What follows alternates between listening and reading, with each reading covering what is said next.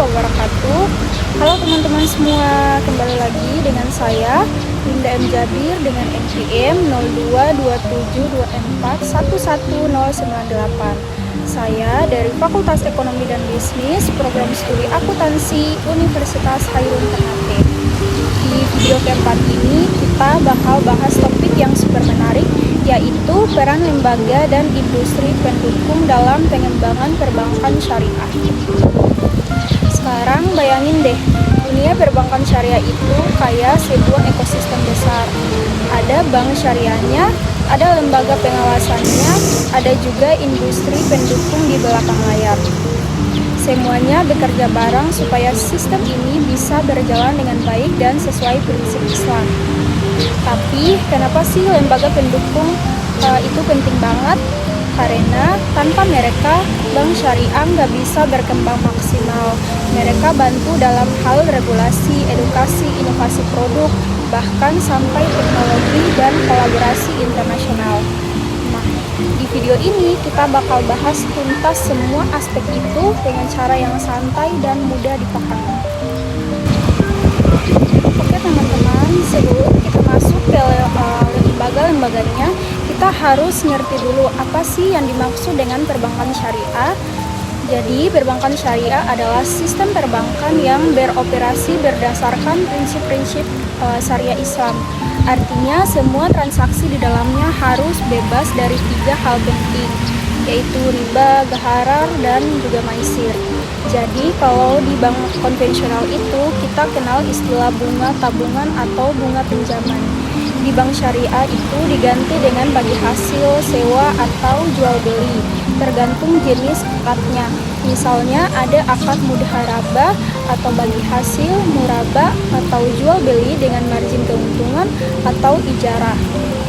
Selain itu, perbankan syariah juga berfokus pada kegiatan ekonomi yang halal dan bermanfaat bagi masyarakat. Jadi, bukan cuma soal uang, tapi juga tentang nilai moral dan nilai ekonomi. Itulah kenapa perbankan syariah tumbuh jadi alternatif yang banyak diminati. Bukan hanya di Indonesia, tapi juga di seluruh dunia. Nah, biar sistem ini jalan dengan baik, dibutuhkan lembaga-lembaga pendukung yang bisa memastikan semuanya sesuai prinsip syariah. Jadi, lanjut ke bagian berikutnya. Kalau kita ngomongin lembaga keuangan syariah, tentu aja yang pertama kepikiran adalah bank syariah.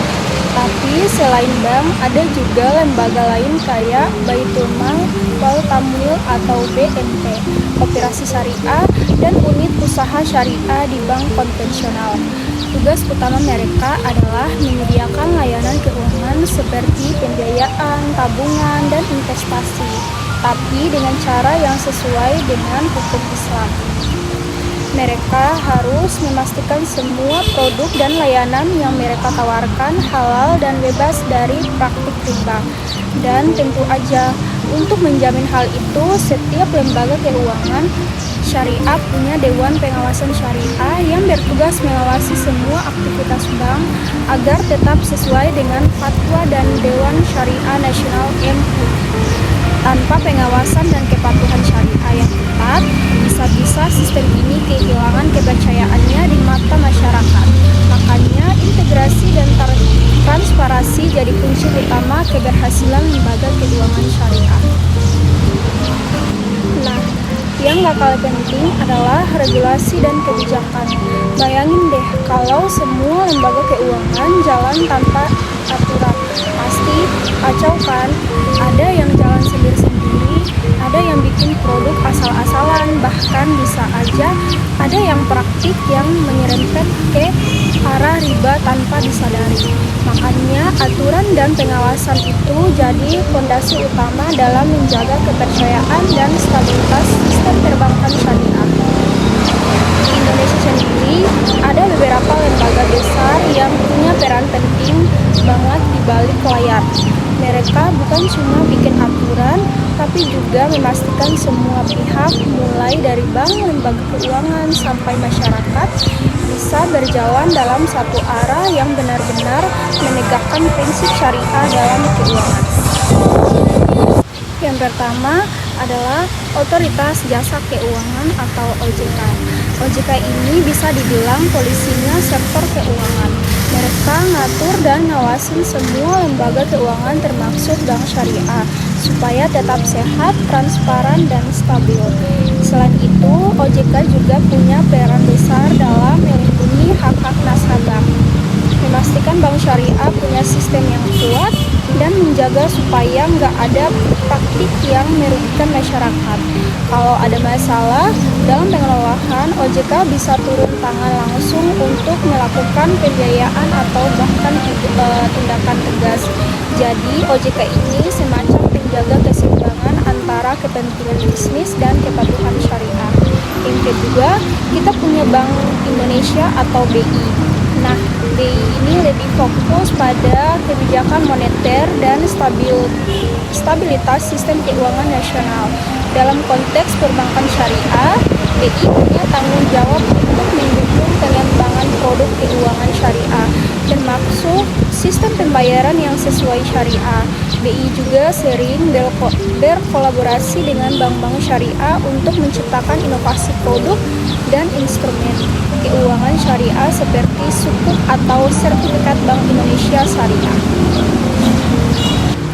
Tujuannya jelas, biar sistem keuangan syariah bisa tumbuh sejajar dengan sistem konvensional, bahkan saling melengkapi. Dan yang ketiga, tentu aja ada Dewan Syariah Nasional Majelis Ulama Indonesia. Nah, ini lembaga yang jadi penjaga keumuman prinsip syariah. Tugas mereka adalah memberikan fatwa dan pedoman supaya setiap produk, layanan, dan transaksi benar-benar sesuai dengan hukum Islam. Contohnya, sebelum sebuah bank meluncurkan produk baru, misalnya pembiayaan kendaraan atau kartu pembiayaan syariah, mereka harus dapat izin dan fatwa dari DSN atau MUI. Baru setelah itu produk tersebut bisa digunakan oleh masyarakat. Artinya setiap inovasi yang keluar dari bank syariah semuanya sudah melewati filter halal yang ketat dari sisi syariah. Selain 3 lembaga besar tadi, ada juga Dewan Pengawas Syariah atau DPS di masing-masing bank. Mereka ini ibarat mata dan telinga DSN atau MUI di lapangan.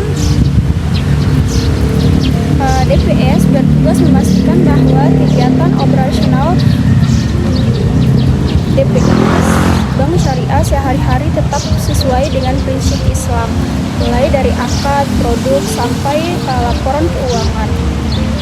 Kalau ada penyimpangan, DPS bisa kasih rekomendasi untuk diperbaiki. Nah, dari semua lembaga ini terlihat banget bahwa sistem perbankan syariah di Indonesia nggak bisa berdiri sendiri. Ia berjalan di atas fondasi regulasi yang kuat dan terkoordinasi. Kebijakan dari lembaga-lembaga ini sangat penting untuk menjaga kepercayaan masyarakat. Soalnya kepercayaan itu kunci utama dalam dunia keuangan. Begitu kepercayaan hilang, bank sekuat apapun bisa runtuh. Tapi dengan aturan yang jelas, pengawasan yang ketat, dan koordinasi antar lembaga yang baik, bank syariah bisa tumbuh secara stabil, adil, dan berkelanjutan. Selain itu, pemerintah juga terus mendorong penguatan regulasi dengan membuat berbagai program pengembangan ekonomi dan keuangan syariah. Contohnya lewat Komite Nasional Ekonomi dan Keuangan Syariah. Ini fokus pada pengembangan ekosistem syariah nasional, mulai dari perbankan, industri halal, sampai keuangan sosial seperti zakat dan wakaf. Semua elemen ini saling terhubung, bukan membatasi, tapi justru untuk mengarahkan agar pertumbuhan perbankan syariah tetap di jalur yang benar dan mampu bersaing secara global. Karena pada akhirnya perbankan syariah bukan hanya tentang transaksi tanpa bunga, tapi juga tentang mewujudkan keuangan yang adil, transparan, dan penuh keberkahan. Nah, di era digital seperti sekarang, satu kata yang paling penting buat dunia keuangan adalah inovasi. Kalau produk perbankan syariah nggak berinovasi, bisa-bisa ketinggalan jauh dari bank konvensional. Karena hari ini dunia keuangan udah berubah drastis. Orang-orang nggak lagi datang ke bank buat buka rekening. Mereka cukup pakai smartphone. Makanya perbankan syariah juga harus adaptif dan kreatif dalam mengembangkan produknya.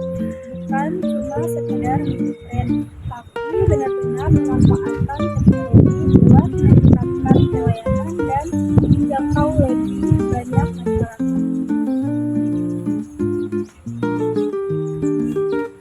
Contohnya, sekarang udah banyak banget fintech syariah yang bermunculan.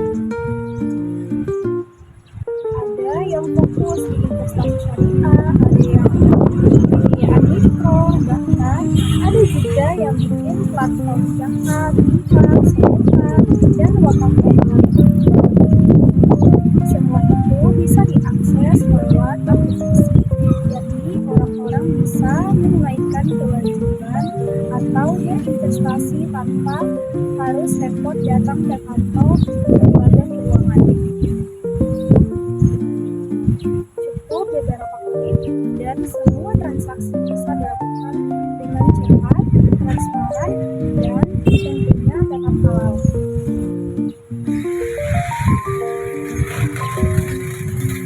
Teknologi bikin semua layanan jadi lebih efisien, cepat, dan akurat. Misalnya, dengan sistem mobile banking syariah, nasabah bisa cek saldo, bayar tagihan, transfer dana, bahkan pilih produk keuangan syariah langsung dari ponsel. Di sisi lain, bank juga bisa menggunakan data analisis untuk memahami kebutuhan nasabah dan menawarkan produk yang lebih tepat sasaran.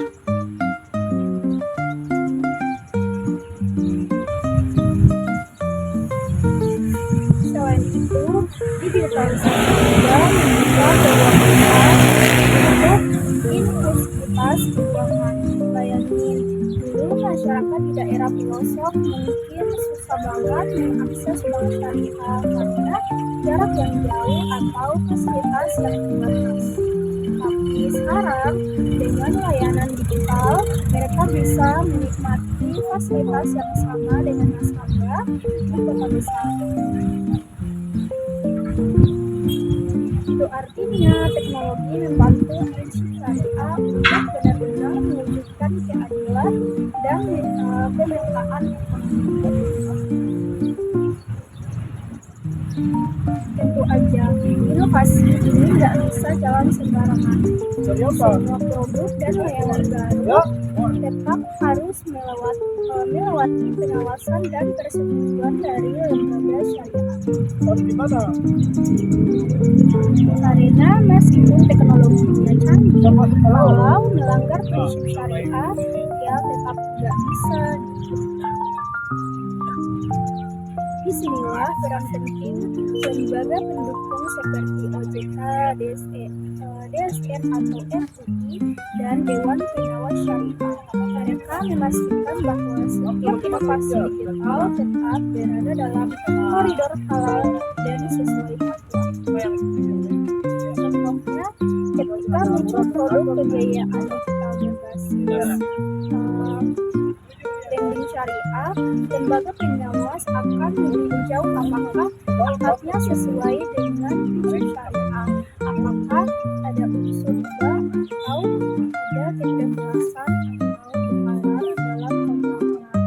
Kalau semua sudah selesai sesuai, barulah produk itu boleh diluncurkan ke publik. Selain dari sisi regulasi, ada juga tantangan dari sisi keamanan dan kepercayaan. Karena di dunia digital, risiko seperti penipuan online atau kebocoran data pribadi saja bisa terjadi. Makanya perbankan syariah harus bisa menjamin bahwa sistem digital mereka aman dan terlindungi tanpa mengorbankan nilai transparansi yang diajarkan Islam. Dan yang digitalisasi layanan bank, tapi juga membuka jalan buat inovasi di sektor lain.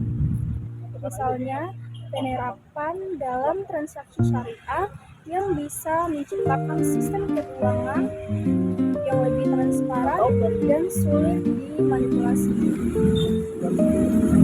atau pengembangan berbasis akad syariah di mana semua ketentuan transaksi sudah otomatis tertulis dalam sistem sehingga mengurangi potensi kesalahan manusia.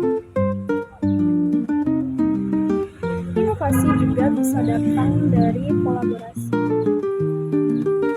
Sekarang banyak banget bank syariah yang bekerja sama dengan fintech, universitas, bahkan lembaga riset buat menciptakan produk-produk baru.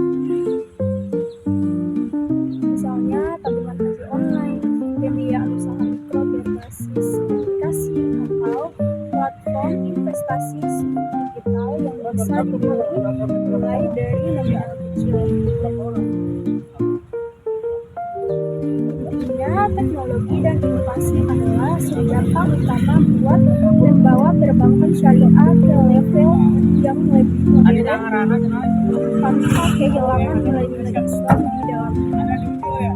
Tapi inovasi juga harus punya arah. Tujuannya bukan cuma biar kelihatan keren atau digital, tapi bisa semakin banyak orang bisa menikmati layanan keuangan yang adil, transparan, dan penuh keberkahan.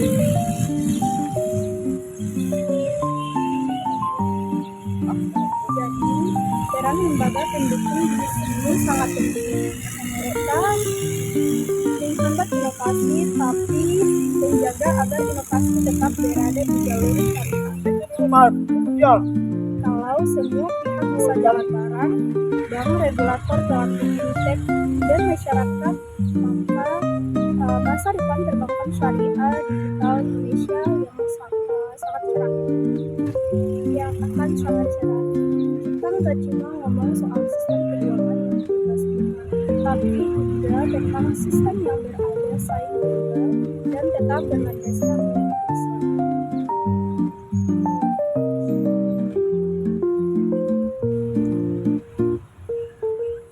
Jadi teman-teman, selain lembaga pemerintah dan otoritas keuangan resmi seperti Bank Indonesia, Otoritas Jasa Keuangan atau OJK, maupun lembaga penjamin simpanan LPS, keberadaan asosiasi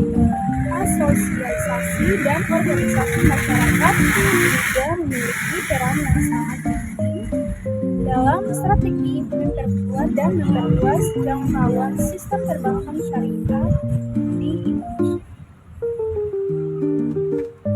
Dua di antara organisasi yang paling berpengaruh dalam ekosistem ini adalah Asosiasi Bank Syariah Indonesia dan Masyarakat Ekonomi Syariah atau MES. Keduanya memiliki kontribusi yang berbeda, namun saling melengkapi. ASBISINDO bergerak pada tingkat industri dan kelembagaan, sedangkan MES berfokus pada tingkat masyarakat dan literasi publik.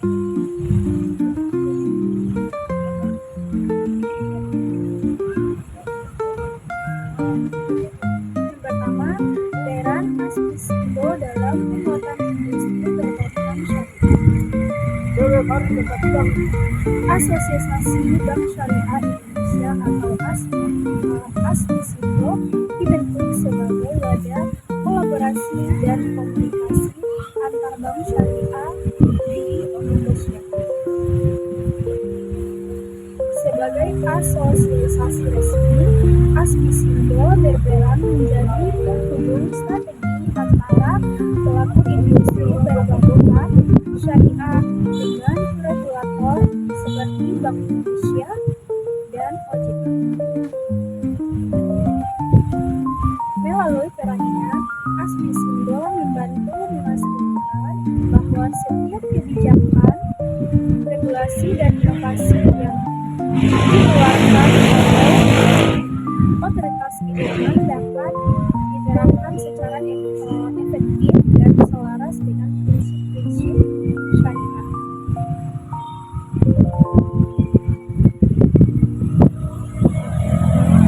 Di era transformasi digital, peran Asbisindo menjadi semakin penting karena mereka berfungsi sebagai sistem jembatan teknologi antara bank syariah dan regulator dalam proses digitalisasi perbankan, termasuk dalam pengembangan core banking system, penerapan open banking atau API, dan eksplorasi dalam proses analisis pembiayaan berbasis syariah.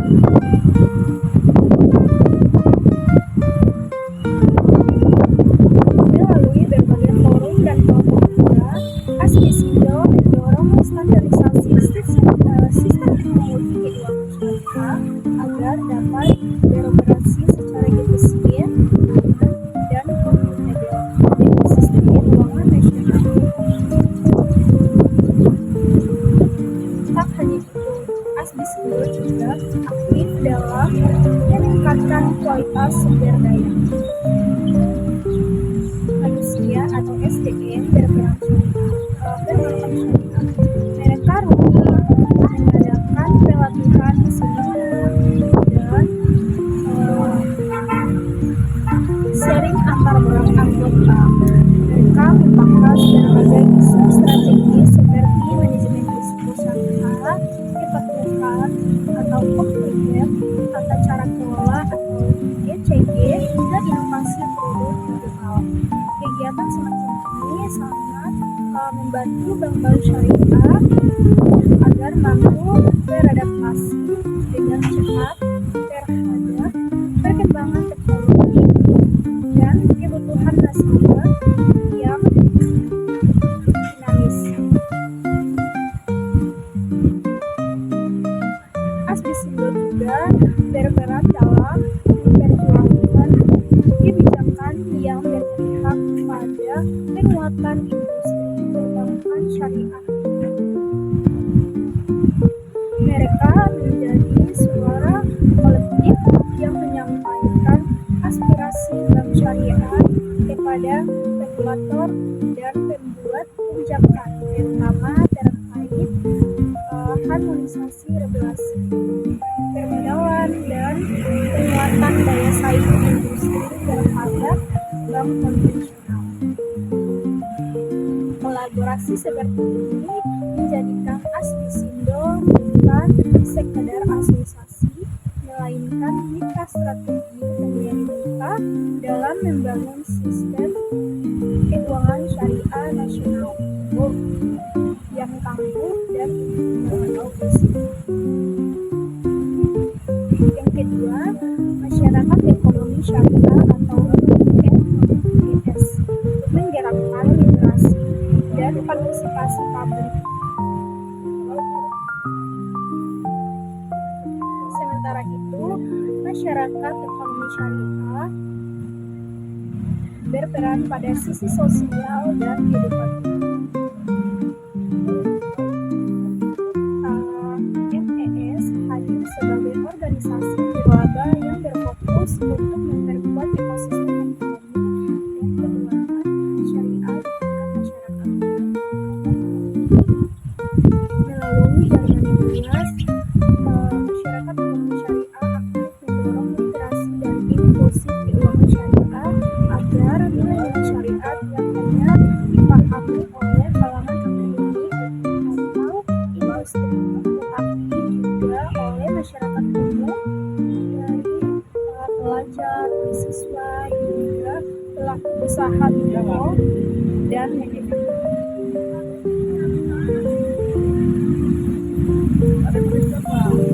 Salah satu fokus utama masyarakat ekonomi syariah adalah peningkatan pemahaman masyarakat terhadap prinsip-prinsip keuangan syariah. Mereka gencar mengadakan berbagai melalui kegiatan edukatif seperti seminar nasional, pelatihan keuangan syariah, webinar literasi digital, serta kampanye publik yang memperkenalkan produk-produk perbankan syariah secara sederhana dan menarik. Melalui kegiatan ini, masyarakat diajak untuk memahami bahwa perbankan syariah bukan sekedar alternatif sistem keuangan, tetapi merupakan bagian dari gaya hidup halal atau halal lifestyle yang menunjang nilai keadilan, keberkahan, dan tanggung jawab sosial. Selain itu, masyarakat ekonomi syariah juga mendukung pemberdayaan pelaku usaha kecil dan menengah atau UMKM melalui pelatihan manajemen keuangan syariah, pendamping pembiayaan mikro dan kerjasama dengan lembaga keuangan syariah dalam menyediakan akses modal berbasis prinsip syariah. Langkah ini membantu menciptakan ekosistem ekonomi syariah yang lebih inklusif, di mana masyarakat kecil pun dapat merasakan manfaat langsung dari sistem keuangan yang adil dan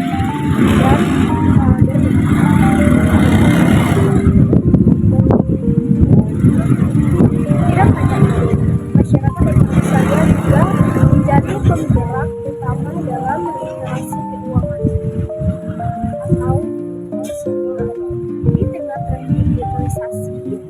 Pelayanan keuangan masyarakat syariah berupaya memastikan masyarakat memahami penggunaan aplikasi perbankan syariah, dompet digital halal, serta investasi berbasis syariah secara aman dan sesuai aturan. Melalui kampanye digital dan konten edukatif di berbagai platform media sosial, masyarakat ekonomi syariah berkontribusi membangun kesadaran bahwa digitalisasi dalam keuangan syariah bukan hanya soal pembayaran, tetapi transaksi, tetapi juga tentang menjaga nilai-nilai etika, transparansi, dan keberlanjutan.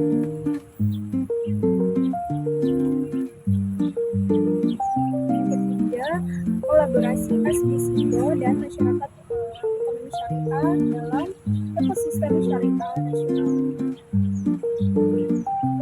Kolaborasi antara ASBISINDO dan masyarakat ekonomi syariah menciptakan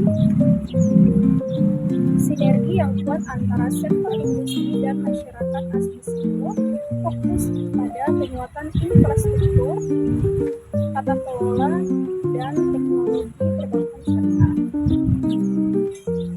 Sedangkan masyarakat ekonomi syariah memperkuat pemahaman, kepercayaan, dan partisipasi masyarakat terhadap sistem keuangan syariah. Sinergi ini sangat penting untuk memastikan bahwa pengembangan perbankan syariah tidak hanya maju secara teknologi, tetapi juga diterima secara sosial dan budaya oleh masyarakat di Indonesia.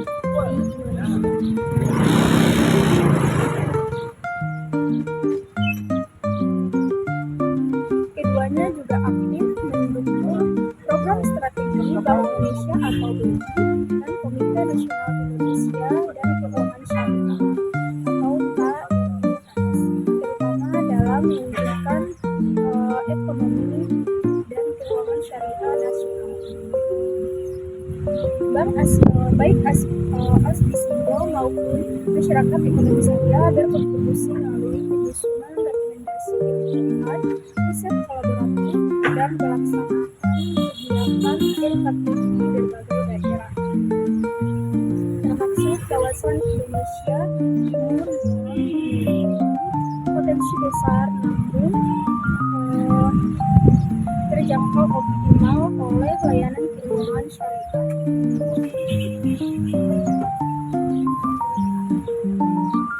Nah, dengan demikian keberadaan Asbisindo dan masyarakat ekonomi syariah membuktikan bahwa pembangunan perbankan syariah tidak bisa hanya bertumpu pada kebijakan pemerintah semata,